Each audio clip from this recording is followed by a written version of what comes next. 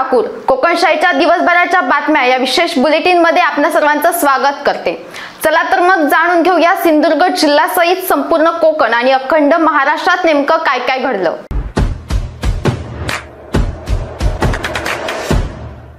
गोवा बनावटीच्या दारूची बेकायदा वाहतूक करणाऱ्या मालवाहू बोलेरो पिकअप गाडीवर बांदा वाफली रोड येथे राज्य उत्पादन शुल्क तपासणी नाका इन्सुली पथकाने कारवाई केली।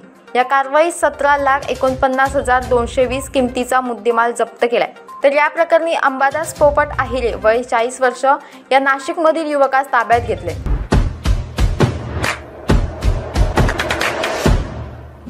गणपती बाप्पा कोकणात आणि सर्व गणपती स्पेशल रेल्वे गोवा, कर्नाटक आणि केरळात अशी व्यवस्था झाली आहे। त्यामुळे कोकण रेल्वे मार्गावरील सावंतवाडी स्टेशनला सुसज्ज टर्मिनस बनवून त्याला प्राचार्य मधु दंडवतेंचे नाव द्यावे अशी मागणी वसई सावंतवाडी कोकण रेल्वे प्रवासी संघटनेने रेल्वे राज्यमंत्री रावसाहेब दानवे यांच्याकडे केली आहे।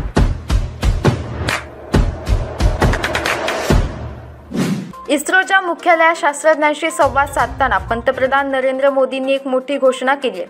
23 ऑगस्ट हा भारताच्या इतिहासात सुवर्णाक्षरांनी लिहिला जावा असा क्षण दरवर्षी भारतात राष्ट्रीय अवकाश दिन म्हणून साजरा करण्यात येणार आहे।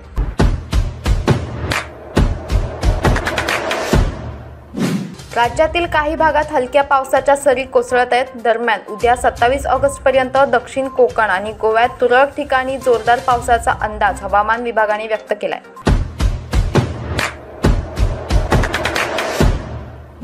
मराठी ही ज्ञानभाषा व्हावी तसेच ती उद्योगाची आणि रोजगाराची भाषा व्हावी यासाठी विद्यापीठीय स्तरावर शिकवल्या जाणाऱ्या सर्व विद्याशाखेत मराठी हा विषय अनिवार्य करावा असा ठराव शुक्रवारी सावित्रीबाई फुले पुणे विद्यापीठाच्या मराठी अभ्यास मंडळाच्या बैठकीत करण्यात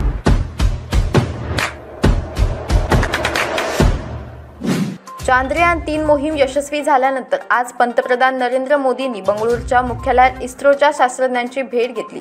यावेळी विक्रम लँडर उतरलेल्या ठिकाणाला शिवशक्ती म्हणून संबोधलं जाईल अशी घोषणा त्यांनी केली।